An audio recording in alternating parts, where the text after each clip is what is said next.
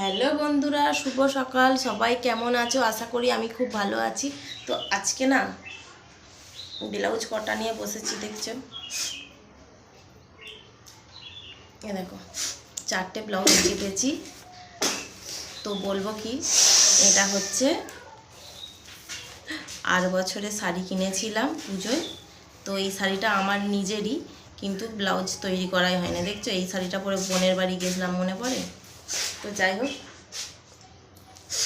আর এটাও আমার শাড়ি, আর এই দুটো হচ্ছে আমার কাস্টমারের। আর বোনের শাড়ি এখনও কাটা পড়ে আছে, ব্লাউজ পিস এইগুলো কাটিং করে রেখেছি। তো আজকে অস্ত্রটা কাটবো। তো যাই হোক, যদি ব্লাউজগুলো হয়ে যেতে পারে তবে যদি পুজোর শাড়ি হয়, নাহলে কি হবে বলো? তো কয়েকদিন বাকি, সময় হাতে খুব কম। কবে যে কি করব তার ঠিক নাই। অস্ত্র বসানো হয়ে গেছে, কাটিং করে অস্ত্রটা বসিয়েছি। এরপর এইখান থেকে এইগুলো কেটে আমাকে আবার সেলাই করতে হবে।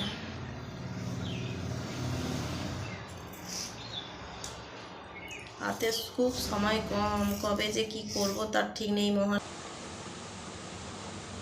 ভাত টাত খেয়ে দিয়ে বসেছি, প্রায় 1 ঘন্টা ধরে কাজ করে যাচ্ছি।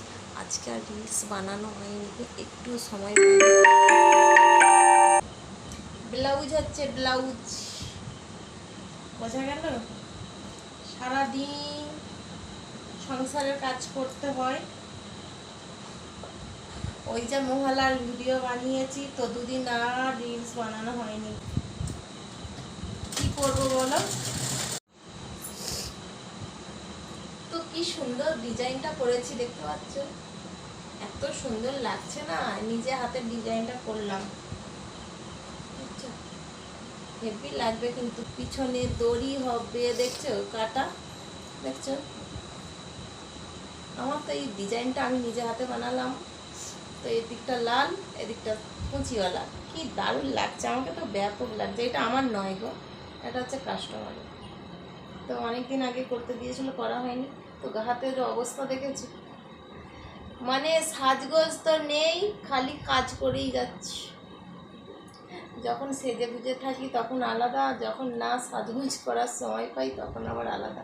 তো আজকে কটা বাজবে তার ঠিক নাই।